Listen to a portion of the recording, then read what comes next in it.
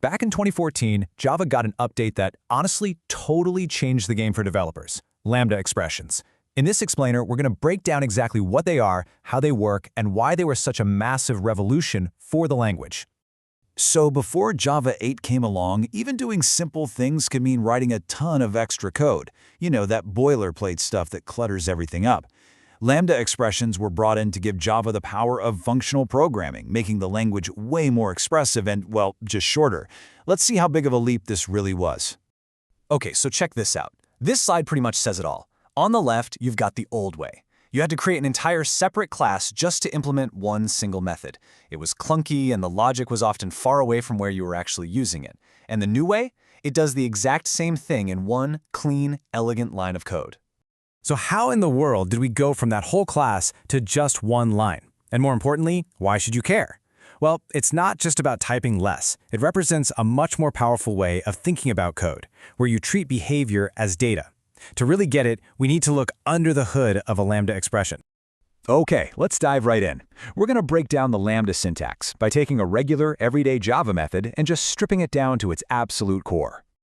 All right, so here's where we start. This is a totally standard Java method. I mean, we've all written this 100 times, right? It's got a public modifier, a void return type, a name, M1, no arguments, and a body that just prints hello.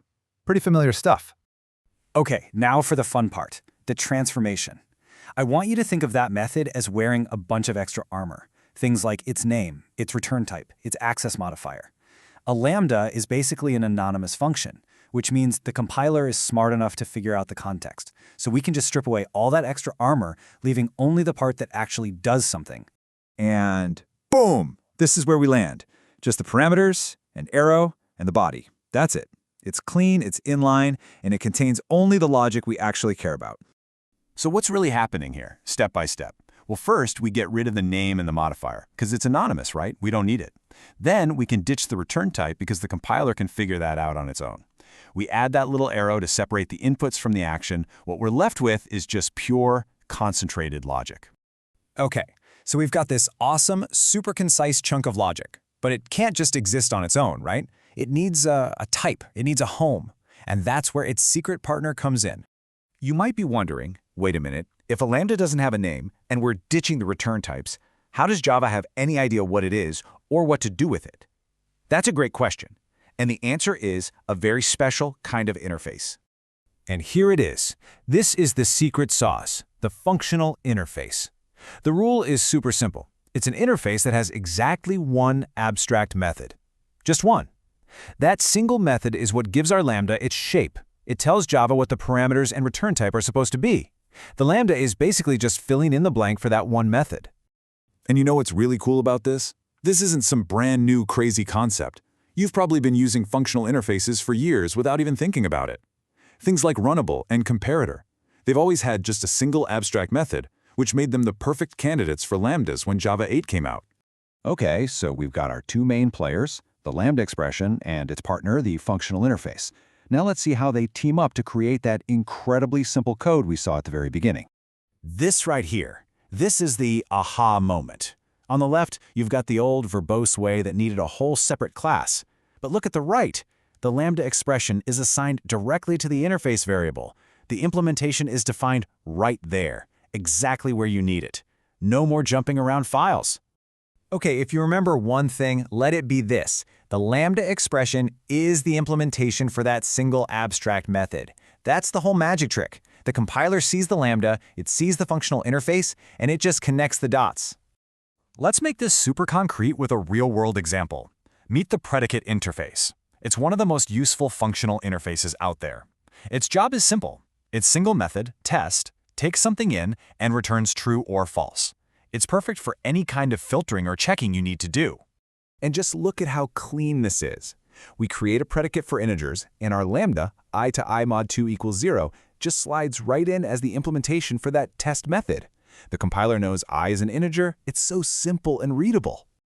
And here's how you'd actually use it. We've got a predicate to check a string's length, and we just apply it in a loop.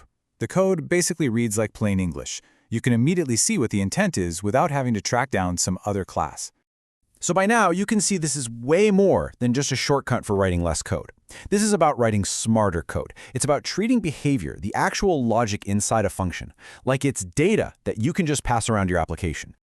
Take a look at this check method. It doesn't just take data, like a number. It takes behavior as an argument, the predicate. This is a total game changer. It means we can pass any kind of test we want into that one method. Is the number even? Is it greater than 100? It makes our code unbelievably flexible. But it gets even better.